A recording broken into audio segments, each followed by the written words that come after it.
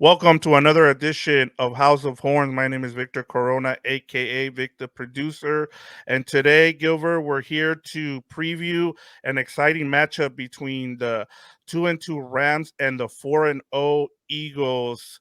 Uh, the last time these two teams faced each other was in 2017 here in LA, not in Philadelphia.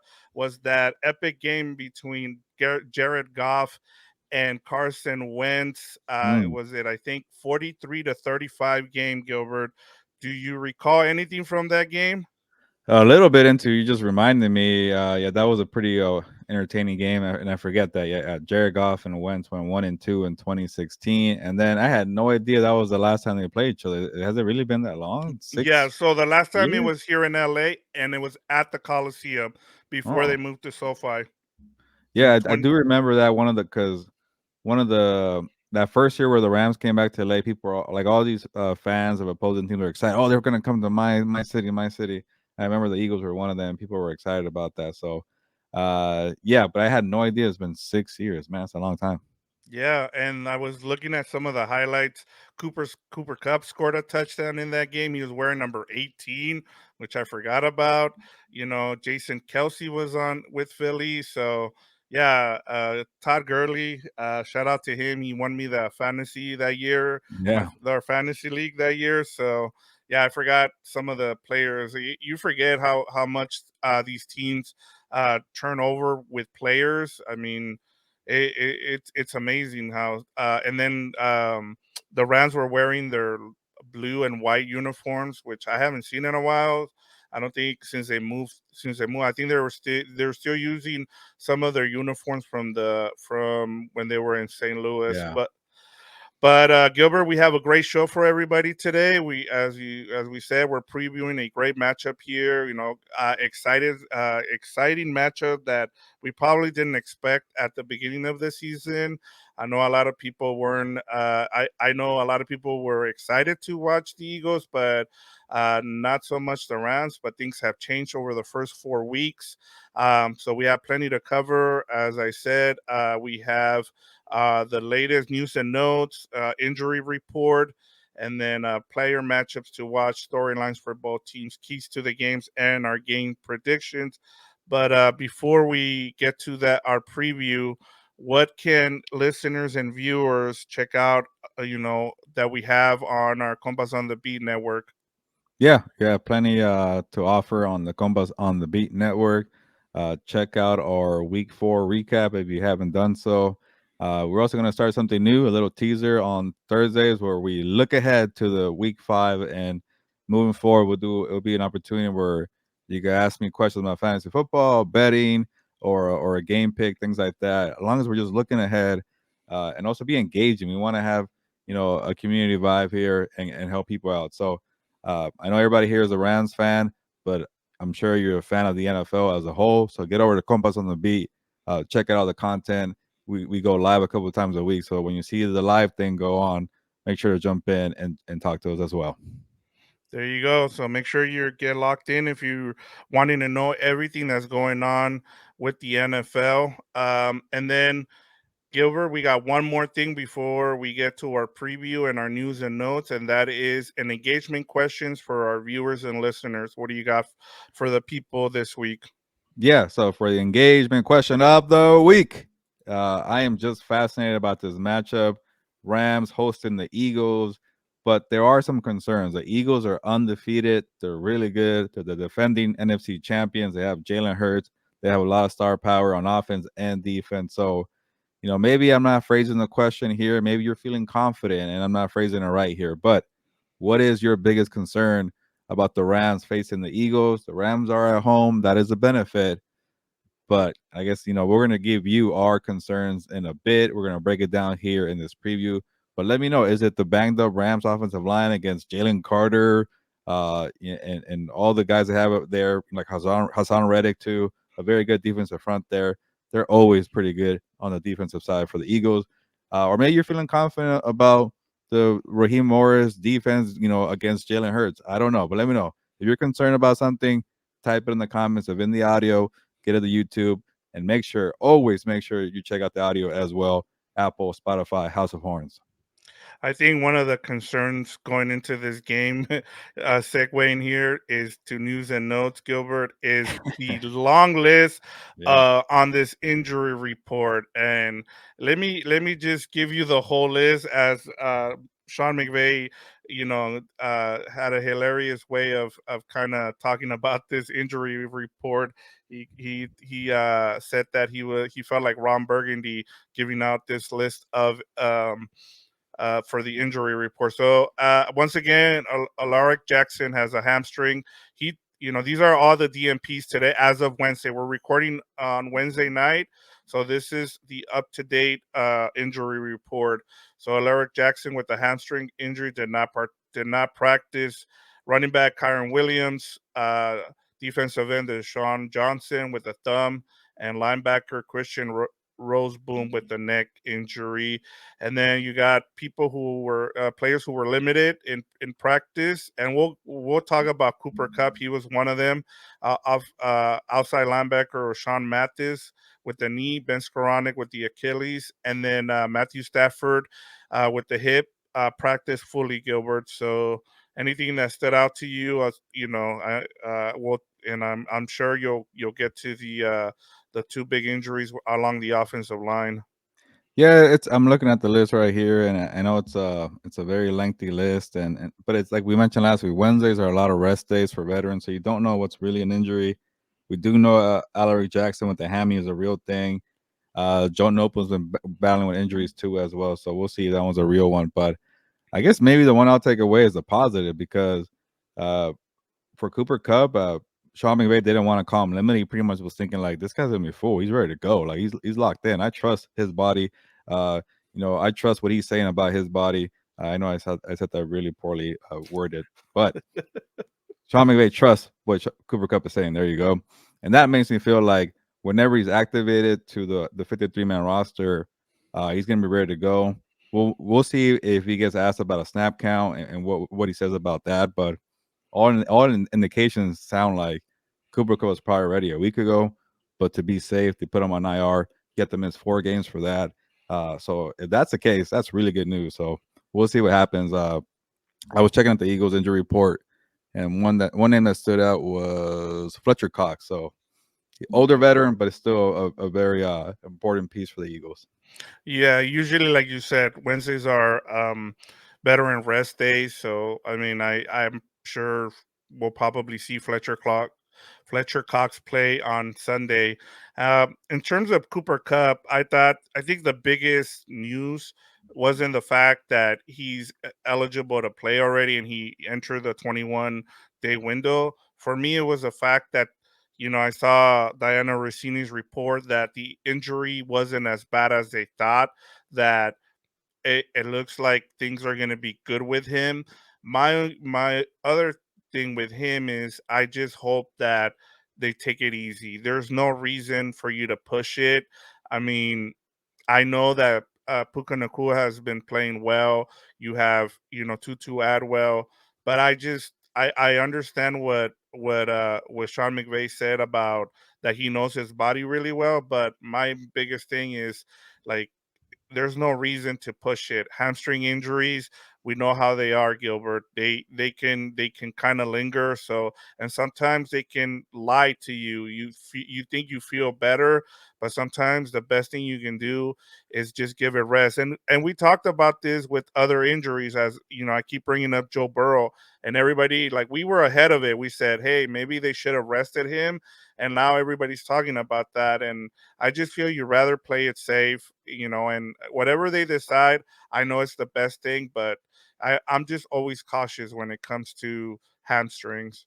Yeah, if that's the case, and it might pay off for the Rams being patient. They're 2-2. You'll take that all day after a very tough schedule. And after what happened in the summer, where Cooper Cup pulled the hammy, took a couple of weeks off, comes back and he still feels the pain. After that, they weren't messing around. Like, you're going to IR, man. We don't care if you're probably ready in 2 weeks. Take the full month, and we'll try again. And the thing that I guess we don't know just yet. Like when Sean McVay was talking that positive about Cooper Kupp's injury, that was before practice. So we'll see how he talks on Friday because that means Cooper Cup had a full go on Wednesday and Thursday, and he was running routes, he was making cuts, and he feels fine. Nothing's tight there. Then I think he should be go full go and probably get a full snap count for week 5 against the Eagles. But it all signs point to okay. Besides rushing in the summer, after that, all signs point to them doing the right approach when it comes to Cooper Cup. Yeah, and I mean you're feeling great if that's the case. I wanted to ask you. I know we didn't have it on the rundown, but as a reporter, do you prefer talking to the coach before or after practice?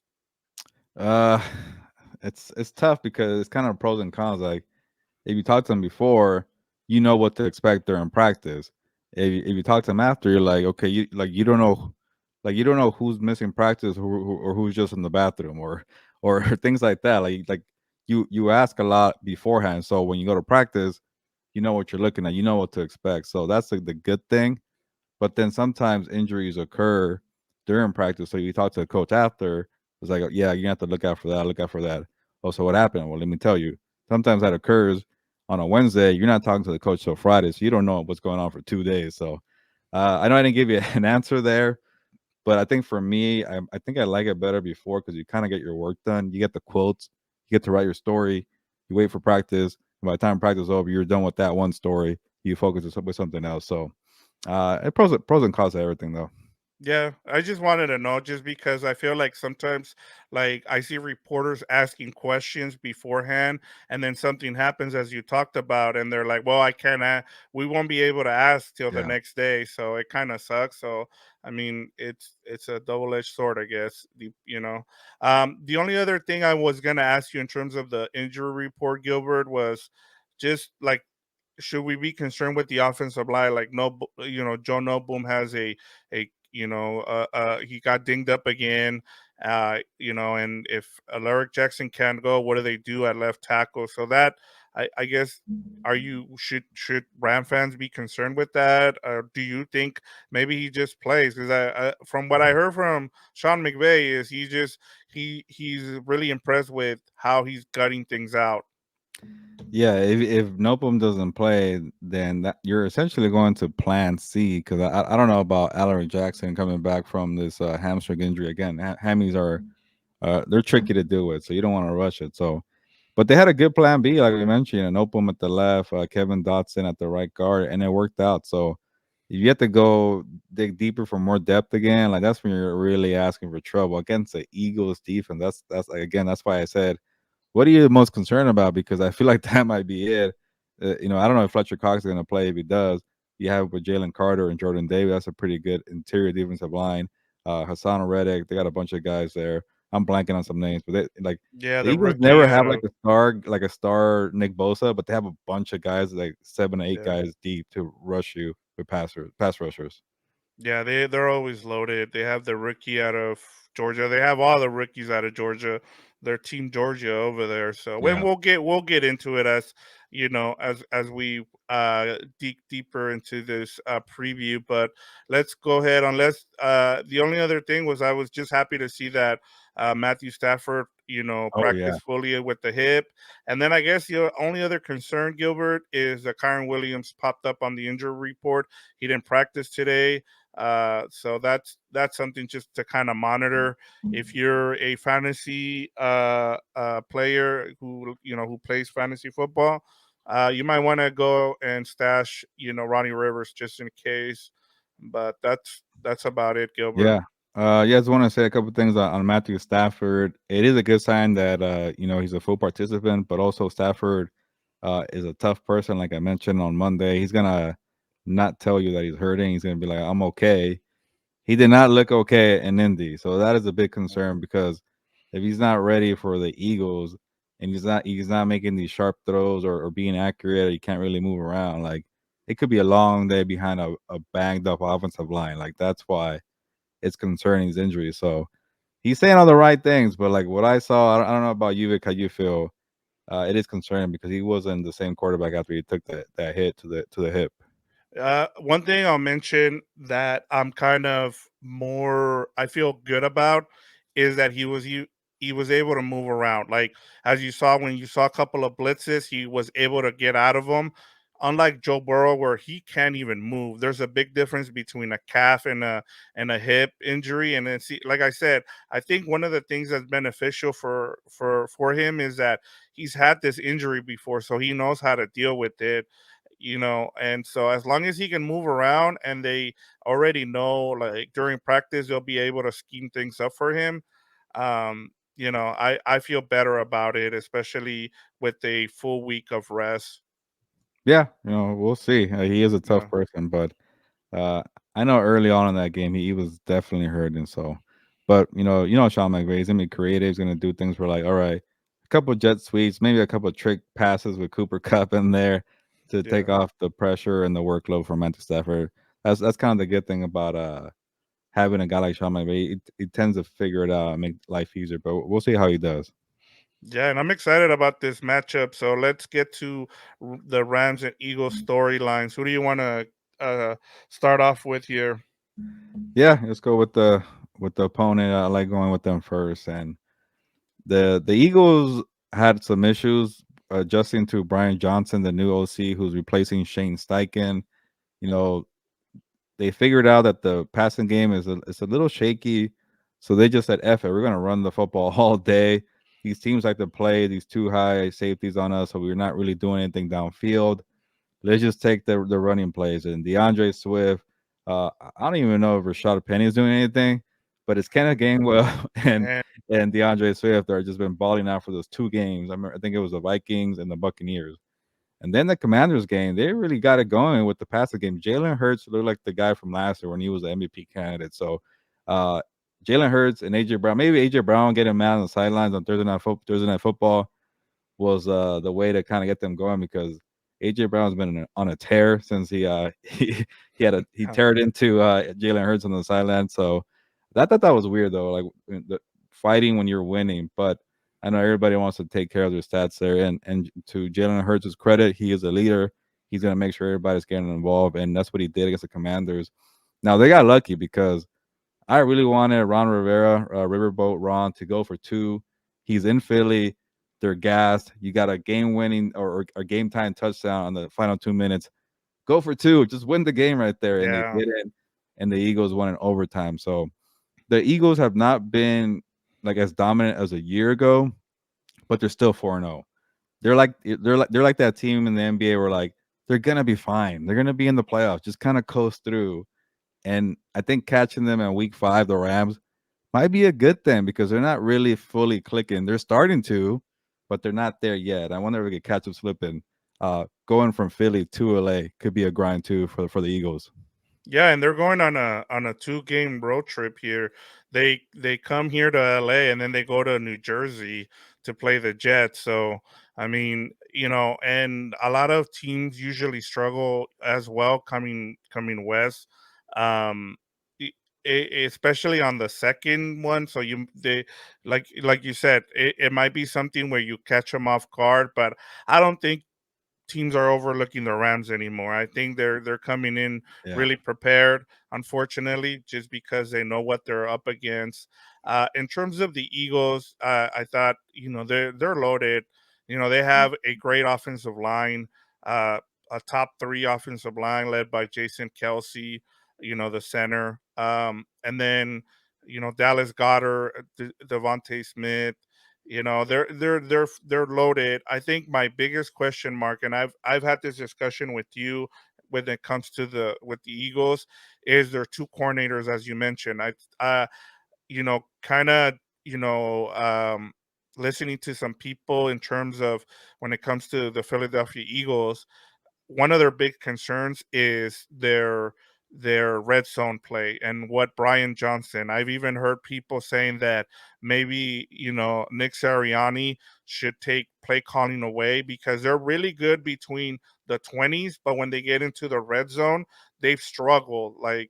And the big criticism with the offensive coordinator has been that they either run the ball too much and they don't put the ball in Jalen Hurts' hands when it comes to the red zone. So that will be something to kind of pay attention to in this game, Gilbert. And then defensively, they have a great defensive line as they rotate guys.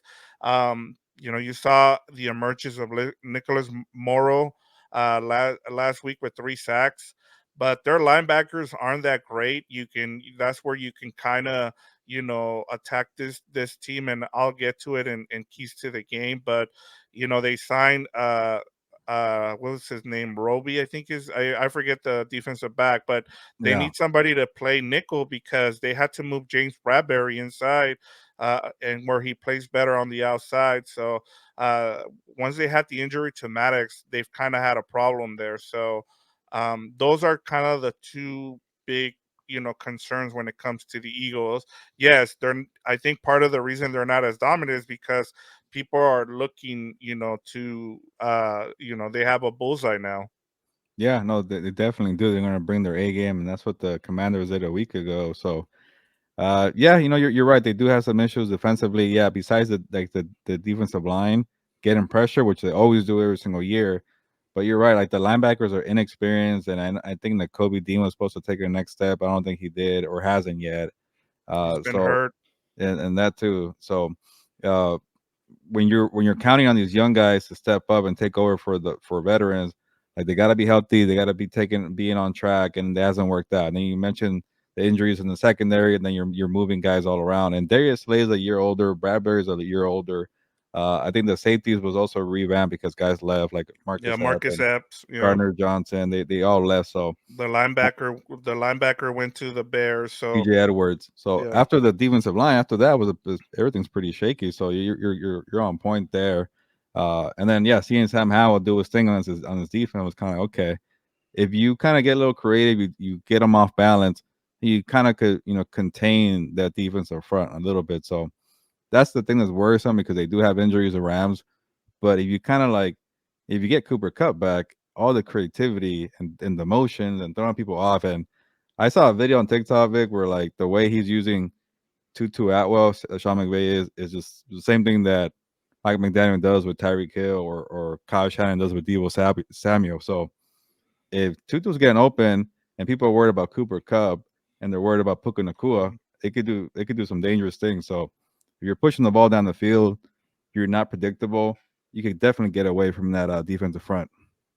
Yeah, and the other thing I kind of wanted to go over with you in terms of the Eagles is, do you think they have enough to win a Super Bowl here? Usually we don't see this from the Super Bowl loser. Usually, it's I think I was looking at some stats here, and it's usually hard to go back to the Super Bowl. The last team to do it was the 2018 Patriots, and they lost to the Eagles in 2017 and then came back and won it. uh so I mean and it's tough, and then they're the first team to start 4-0 since the 98 Packers after losing the Super Bowl. So Hmm. it's pretty tough. What are your thoughts in terms of, Yeah. can they be one of those teams that can make it back to the Super Bowl? Yes, because I think it's impressive to, like you mentioned, they're 4-0, and when you lose a Super Bowl and you play such a long season, sometimes you struggle early on, and to kind of just get by and stack these wins, and then and there's still like if you look at the numbers, like getting these yards and the rushing game is great. You're finally getting things going with the passing game. The defense, like I know the defense has kind of been more middle of the pack, but it's still pretty good. So and the other thing too that I take away is like you haven't seen them be tested. Like and the NFL is sometimes kind of like a track meet. Like you're not gonna show your stuff on the prelims. You're gonna wait till the finals to really show everything. And the Bills were forced to show their things when they're best because they were playing the Dolphins. And we Right. got to see the best of the Bills. And the Dolphins were not so much. I think maybe they're a little bit pretenders. I think they'll be fine. But you need games like that to show out who you really are. And when you're playing the Patriots and you're playing the Vikings, you're playing the Buccaneers and the Commanders, you don't got to show everything. And maybe the Rams are bringing it to them. And maybe Nick Sirianni is thinking like, Sean McVay is going to be ready. I should bring out Oh my yeah. best. So I think the playing field will get better. It's just tough because like if you look at just the roster and the paper, the Eagles are on a different level than the Rams. Like, are they going to treat the Rams like Rams and Colts felt pretty evenly matched? The Eagles have an advantage. So we'll see what they do there. But I think like if the Eagles are playing the 49ers or the Cowboys, like that's big boy football. They'll bring out their best, but I think like you're right, they won't overlook the Rams, and I'm excited to see what they do for the Rams. Yeah, it'll be interesting to see. I wanted to ask you this because when I was listening to you just now, it reminded me of something. Do you think coaches like if you had a coach on your staff, you hit him up and be like, "Hey, what worked and what didn't?" Because Shane Steichen was on the coaching staff. Now, does Nick Sirianni hit up Shane Steichen and ask him, "Hey, well, you played the Rams last week. Are you what worked and what didn't?" That's Oh always yeah. I'm always intrigued by that. Do coaches do that? 100% if they're that close, like Steichen and Sirianni being that close and playing the opponent back to back weeks, of course you're gonna hit them up for some kind of like intel. The only thing is like if you're the Eagles and you're playing the Colts in 2 weeks, you're probably like, it's too soon on the schedule. I don't want to say anything. It's kind of like when these teams get together for a joint scrimmage in the summer. Like we don't play you guys this year. Like cool, let's have a scrimmage. So things like that. I think they care about the schedule, but after you look, you check it out. Okay, everything is fine. Oh, for sure, you're gonna hit up your buddy that you were an intern with at some college, and now they're you guys are both doing well in the NFL. You're gonna hit them up for sure. Yeah, that makes a lot of sense. I always just wonder that especially like it's so rare when you get, you know, you play two former coaches that were on the same staff back to back. You just never know how they're, if they still talk to each other, or if they're sharing notes and stuff like that, even though no, they have their own teams now, kind of like with Shane Steichen. But moving over to the Rams. I'll get this started, and I think my biggest thing is the biggest storyline for me is Cooper Cup. We've already talked about it, but I what I want to know is how will Cooper Cup being inserted into this lineup? How is it going to mesh with the other wide receivers? With Puka Nacua, with Tutu Atwell. You kind of talked about it, but like there's still a concern there, Gilbert, because we don't know how this is going to look. A lot of people that I've listened to, that I've read, have mentioned like you know Cooper Cup and Puka Nacua are kind of running the same kind of route. And so Mm, this is where Sean McVay's creativity and how the chemistry, he hasn't been out there with Puka. And how does Matthew Stafford, who does he look for? Is he just go back to Cooper Cup and hey, we're gonna feed you, or does he, try to balance things out now that he has both of them on the field? So that, yeah.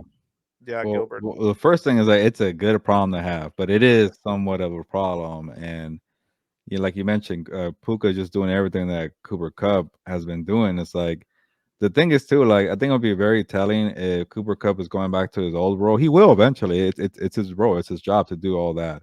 He is the best at what he does. But if he's kind of like on a snap count, he's more of the number two receivers. Like that's still big because you're not forcing Cooper Cup to do everything off the bat, off of a bat hammy.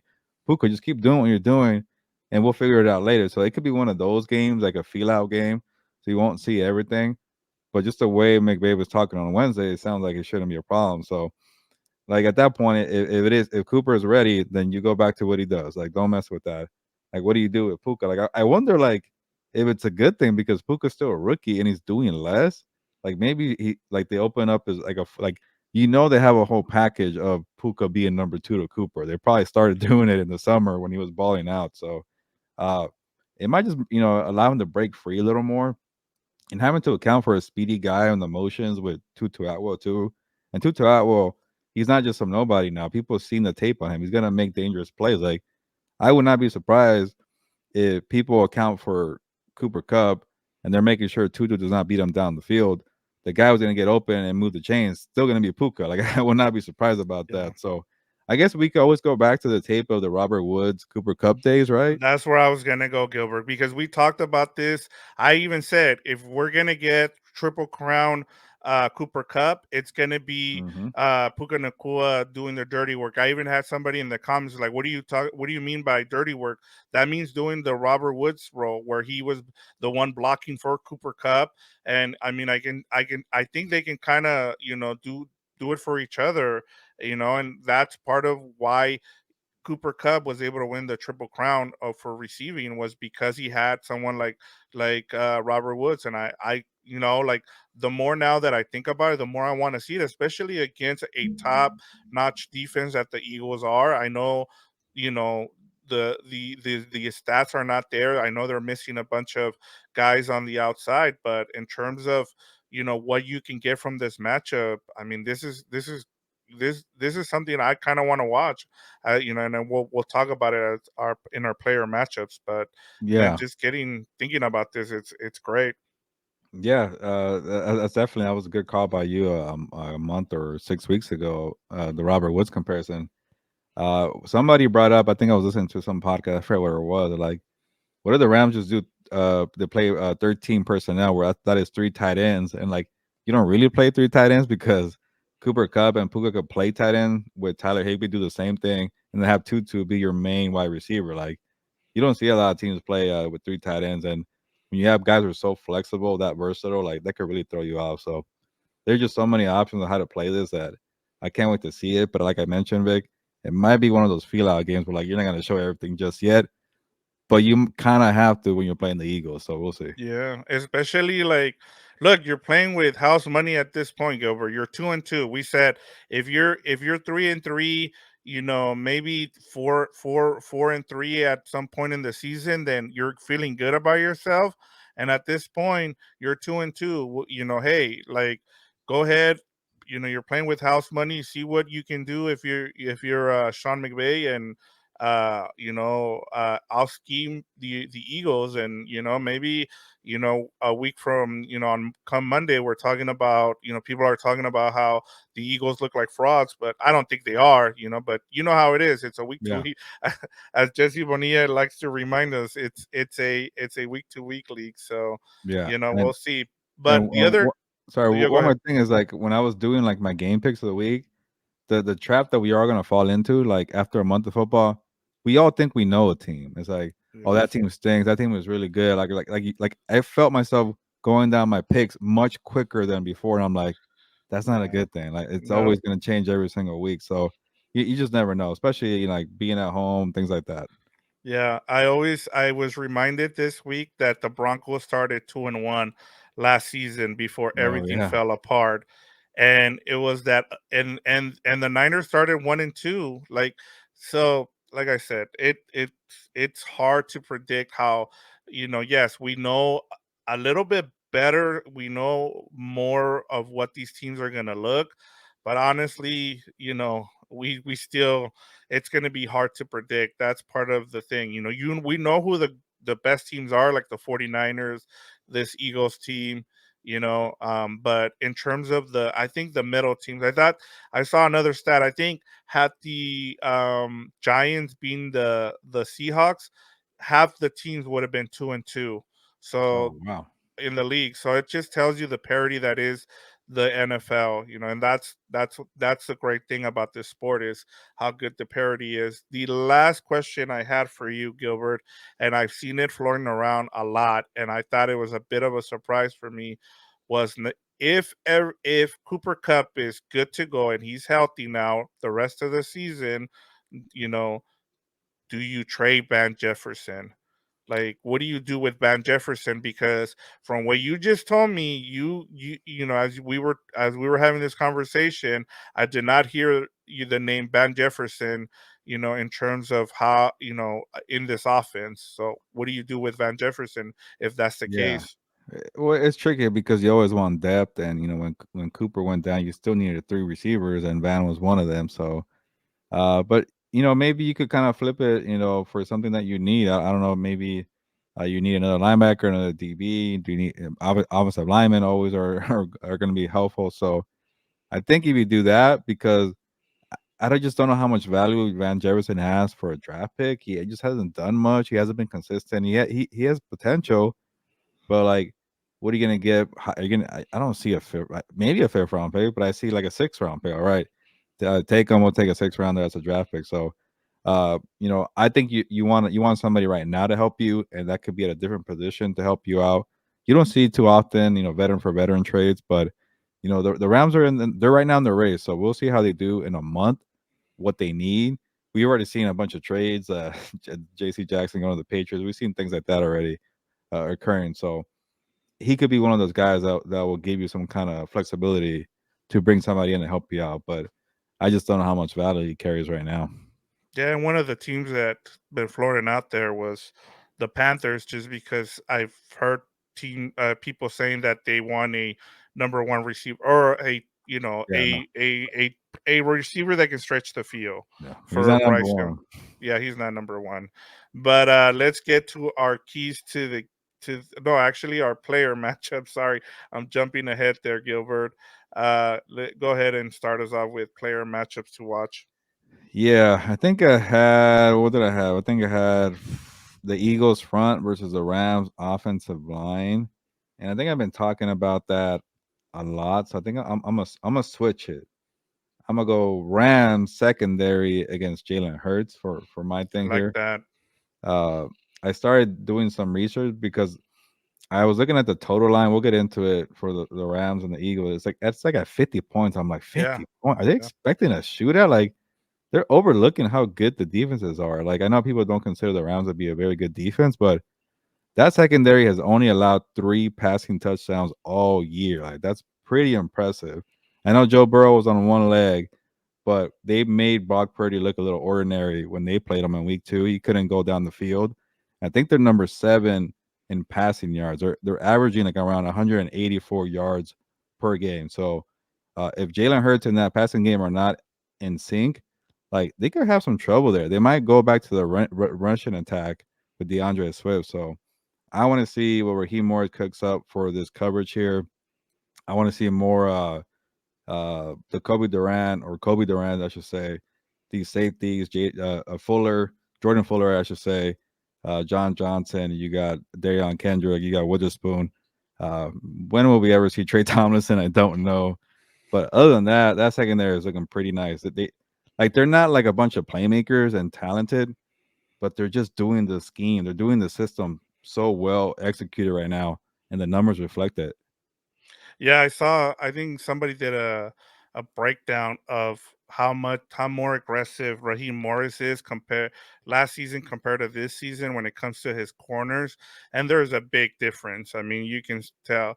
The thing that's still, and we just talked about this about how everybody thinks they know teams around the league, but then when it comes to breaking down, matchups like this, one of the things that when I was listening to one of the Eagles podcasts was like, yeah, like the uh the Eagles are gonna have should Jalen Hurts should be able to take advantage of the Rams secondary, and then they're like, yeah, because you can't even name anybody on that secondary, and I understand, like I understand people who say that because yes, they don't have a lot of names, but then you start looking into the numbers and you realize that this is a really a above average defense. It's not just average, it's above average, and they've been able to hold their own, and I think that's part of the good thing about this team is, like, I think a lot of people on the outside overlook this defense because they're Aaron Donald, and that's it. Like, and I'm glad you pointed.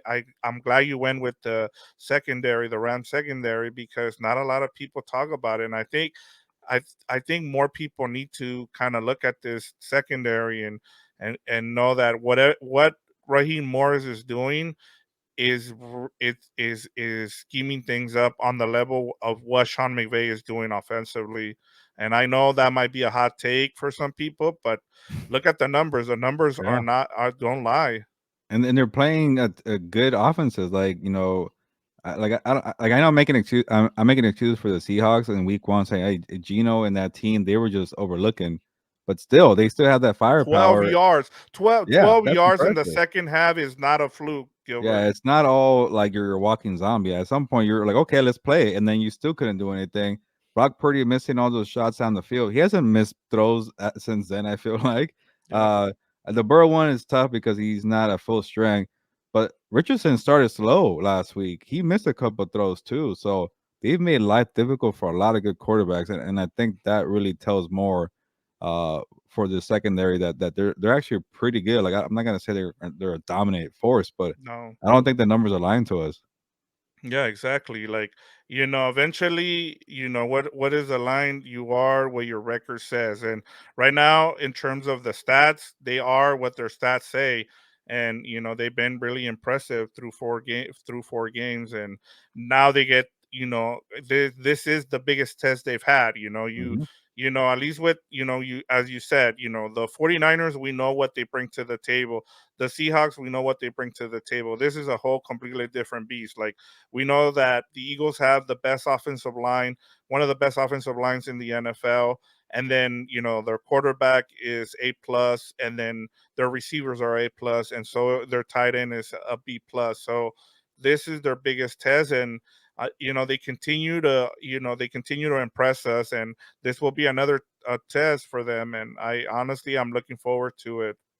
Yeah, no, I'm definitely with you. And I know they have AJ Brown and they have Devontae Smith, but they've already kind of faced an AJ Brown and DK Metcalf. He did get in trouble, and they frustrated him at the end.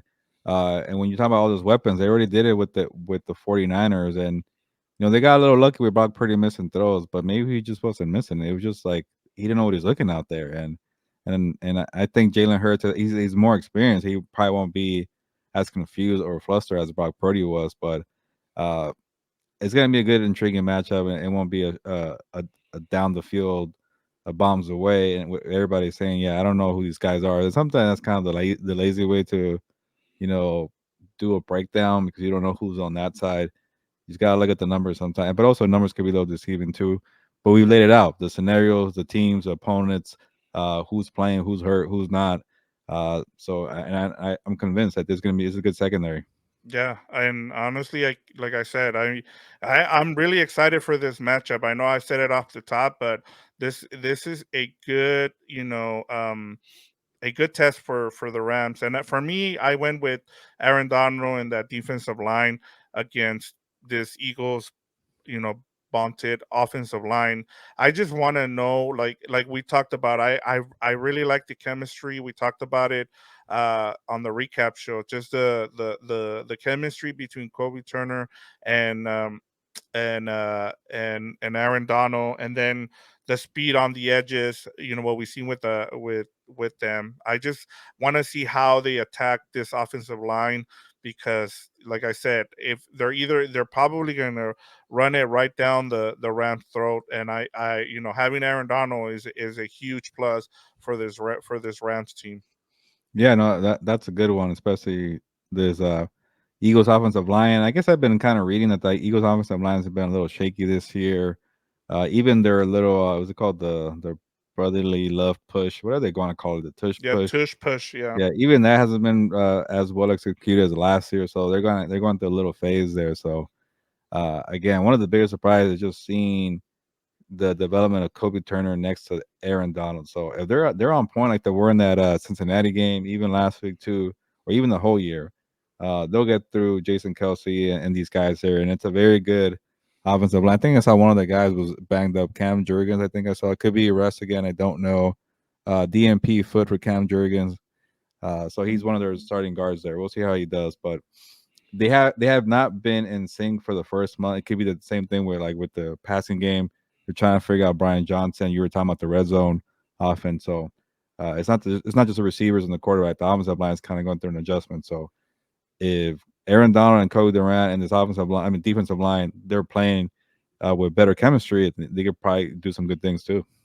Yeah, it'll be interesting to see how, the I like I said, I know I keep saying how excited I am for this, but like the chess match in this game is going to be great between the defensive coordinators and the offensive coordinator, with Sean McVay going up against the Eagles defensive coordinator, and then Raheem Morris against Brian Johnson. Because, like I said, the Eagles have been really good between the 20s, but once they get in the red zone, and we know how good Raheem Morris has been when it comes to the red zone. So that'll be something to look at in terms of what the Eagles decide to do, because they've been running the ball a lot when they get into the red zone. So we might see some heavier packages along the defensive line that we saw in the second half against the Colts when they decided to start running the ball. So that's something to look forward to, Gilbert. Yeah, no, definitely. A lot of intriguing battles here, but I'm ready for the next one. All right, let's get to keys to the game. Go ahead and start us off. Yeah, maybe I get too eager and I talk about things too soon, Yeah. but I just got to see how it works with Cooper Cup and Puka Nacua, and I'm already jumping the gun. Like we're not 100% sure Cooper Cup's gonna play, but it looks like and it sounds like he will. So I'm just gonna go ahead and pretend like I know the future, and I just want to see how it looks. Like if you have Cooper Cup and Puka Nacua in sync with Tutu Atwell, and you're scheming up all these creative plays, Sean McVay that is, and you're just in your bag for creativity, like that could make a whole difference. And like you were talking, Victor, like that Eagles defense, they're not clicking right now. Yeah, the defensive line is going to be clicking. They usually do that. But after that, secondary linebackers, they're not ready. And if you're confusing people pre-snap, that's going to be a big advantage. And when you have Cooper Cup to the mix, you could definitely create a little chaos for the defense. So that is my key. You definitely don't want to have the defensive line teeing off on Matthew Stafford because he has a bruised hip. Your offensive line is banged up. So what does that mean? A bunch of quick throws, motions, pre-snap, audibles, all that confusion you could think about. It's going to be on display for this game because you really need it against that defensive front. We're on the same page, Gilbert, because for me, it's just the Rams need to attack the middle of this field. Like I talked about earlier, their linebackers have struggled outside of Nicholas Morrow. He was a guy they cut and they put in the practice squad. Howie Roseman had given up on him. They brought him back because of injury, and he had 3 sacks last week. And one of the things I know about Nicholas Morrow is if you put him to guard a receiver or a tight end. He's not really good in coverage. He's better going against the run and rushing the passer. Former Uh, Raider, right? yes, exactly. He came out of a small school, so for him to be doing what he's doing is really impressive. He was with the Bears. Things didn't work out there, and then he signed as a free agent with the Eagles. And so, yeah, like their linebackers aren't as good. And then, like I said, that injury to Maddox really forced the Eagles to have to move James Bradbury inside to nickel. He's better on the outside. We'll see if their new addition plays and he's ready to go and they put him at nickel. But either way, like I, this is a game where Tyler Higbee, if you see a little bit of Cooper Cup, that's fine too. And Puka Nakua, some Tutu Adwell, you're gonna be able to attack the middle of the field, and especially with this is the best. Like I was going back, and this is the best quarterback that the Eagles have faced so far this season, Gilbert. Their first game was against Mac Jones. Their second game was again, I know they Cousins. Kirk Cousins, and then how somehow Matthew Stafford is way better than all three of those guys. So Baker they're Mayfield's the other one too. yeah, Maker Mayfield. So they're gonna Former get Ram. former Ram, yeah. So they're gonna get tested in this game, and the right guy to do that is Matthew Stafford. Yeah, and now that I think about it, we've been really discussing the offense for the Rams, and yeah, we really want to see how the offense looks with Cooper Cup. But let's not sleep on what Kyron Williams provides. And I know we saw the injury report, and it's a little concerning, but hopefully it's fine. It sounds like he's gonna be fine. So it sounds like he will be fine.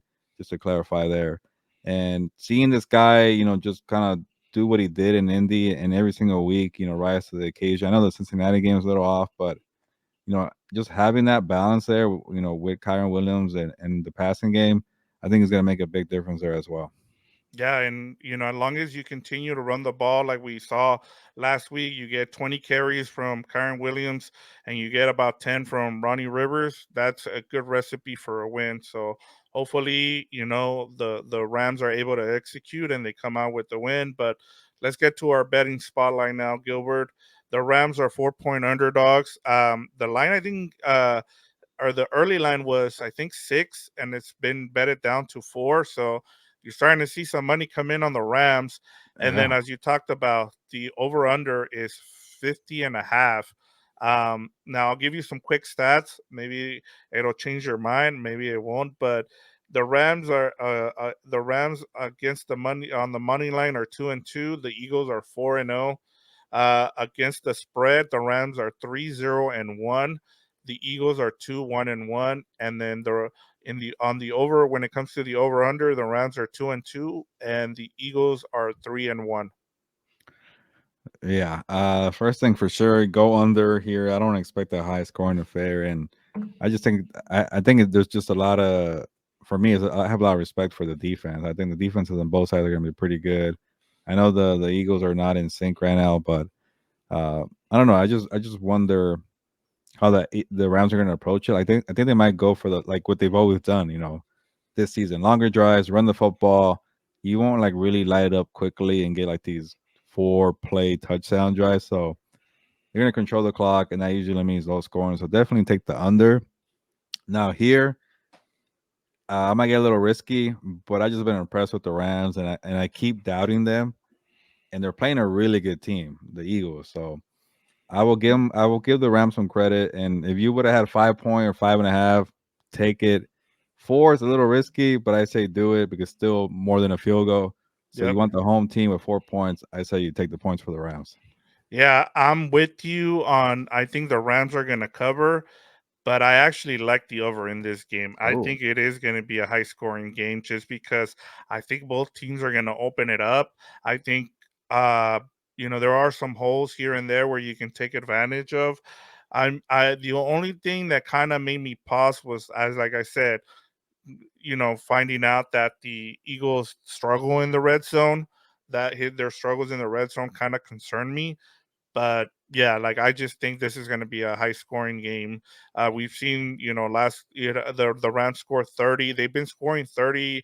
Uh, um, what is it? Three out of what is it? I think it was three out of their first 4 games. No, against the Seahawks, they score over 30. Last week, even though they went over overtime, they scored 30. So, and I like the fact that they've been in one score games. yeah. I'm gonna be that guy. 29 points for last week, almost 30. Yeah, yeah, you're right. Close enough. There, close enough. All right, Gilbert, give us your prediction here. I'm actually really intrigued of how we're going to pick this game because we have not talked about how we're leaning for this one. Yeah. Um. So with everything I just said, I gotta make sure I got the under, and there will be scoring, but I just don't see these teams combining for 50. So I'm trying to do quick math before I give you my pick. What would that be?